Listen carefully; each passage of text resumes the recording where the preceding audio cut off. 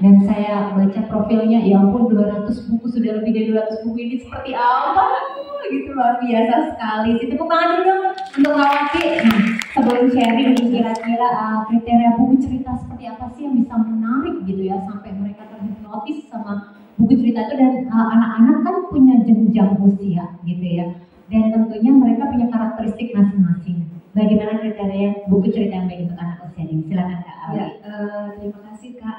Ini di hadapan saya ada banyak sekali teman-teman saya sebenarnya. Teman-teman penulis yang juga karyanya banyak juga.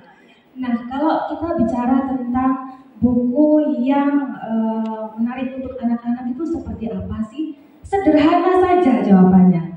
Buku yang bagus untuk anak-anak adalah buku yang disukai oleh anak-anak, bukan yang disukai oleh orang tuanya atau diharapkan orang tuanya anak-anak itu akan suka. Nah, itu yang menjadi poin utama.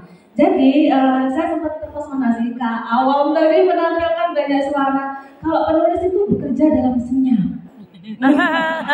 Bekerja dalam senyap ya, betul gitu ya. Jadi di balik laptop, kemudian dunianya itu, imajinasinya itu di sini berputar gitu ya, berputar, kemudian warna-warni, apa yang dilihat di dunia nyata itu kadang berbeda di otak kita gitu kan.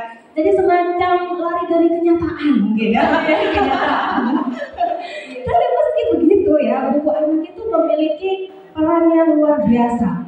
Beberapa hari lalu kita mendapatkan kabar menggembirakan bahwa PISA kita naik gitu ya untuk literasi membaca. Itu saya senang banget karena saya tahu untuk memperjuangkan itu luar biasa. Termasuk teman-teman saya, teman-teman penulis itu untuk membuat buku cerita yang isinya satu halaman satu kalimat itu luar biasa perjuangannya.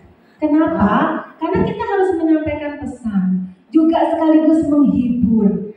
Nah itu dalam dalam media yang super sederhana, apalagi untuk anak usia dini. Jadi saya sangat mengapresiasi Pautpedia sudah memberikan penghargaan kepada kakak-kakak penulis karena kerja kerasnya saya tahu di balik layar pasti nggak mudah untuk mengolah ide. Nah kembali lagi kalau kita bicara soal ide, misalkan ya Kak, ide itu ibaratnya adalah ruh di dalam cerita.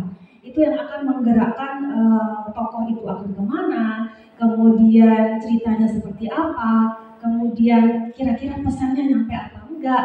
Nah itu semua berawal dari ide. Kadang hebatnya nih Kak, ini aku mau congkak soal penulis ya. Kalau Kak Awam kan congkaknya tentang suara, kalau penulis bekerja dalam senyap gitu kan. Jadi aku mau congkak tentang dunia penulis. Kadang itu dunia penulis itu kan ada drama-dramanya gitu ya. Kita aja dalam berkehidupan juga ada drama-dramanya.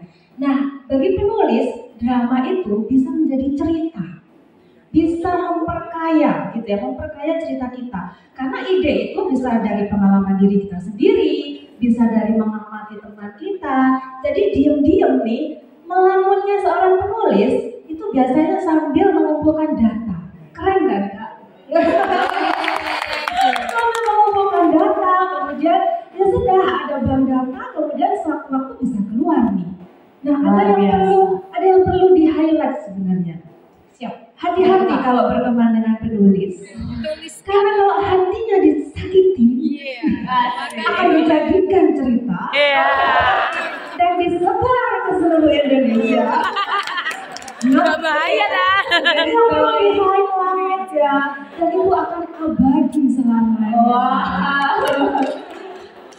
Banyak masalah, banyak cerita, jadi nggak apa-apa kalau hidup kita ada dramanya, nggak apa-apa, karena itu bisa menjadi materi, bisa memperkaya imajinasi, bisa jadi ide. Karena misalkan hal sederhana aja, aduh terlambat nih datang ke sini, itu menimbulkan kepanikan gitu ya. Nah itu bisa jadi ide gimana caranya biar anak-anak bisa memanage waktu dengan baik, biar nggak seperti yang kita alami. Seperti itu ya kayak gitu. Jadi luar biasa.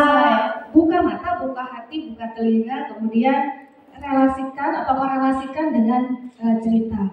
Kemudian saya ingin mengajak teman-teman penulis terutama karena kita satu komunitas untuk tetap berkarya. Karena saya kebetulan baru dari Balikpapan, yang di sana itu ada beberapa sekolah yang minim sekali bacaan. Dan mereka adalah guru-guru yang luar biasa yang punya semangat untuk meningkatkan literasi di peserta didiknya.